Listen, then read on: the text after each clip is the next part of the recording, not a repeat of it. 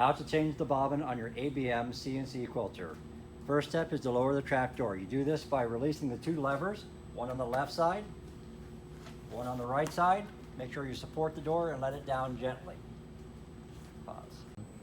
The next step is to raise the cover for the bobbin area. You do this by pressing the blue bobbin button on the touchscreen. You'll notice that the little plate lifted up. You take the plate and lift it off. Set it to the side. Now that the bobbin area is exposed, reach in, pull your bobbin case out using its latch. Take out the old bobbin, place in your new bobbin so that it rotates clockwise in the bobbin case.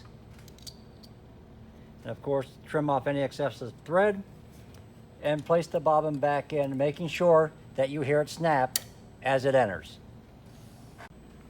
Now press the blue bobbin button again to lower the cylinder. Place the steel plate back in position, making sure that the beveled edges are up. You now have a successful bobbin change.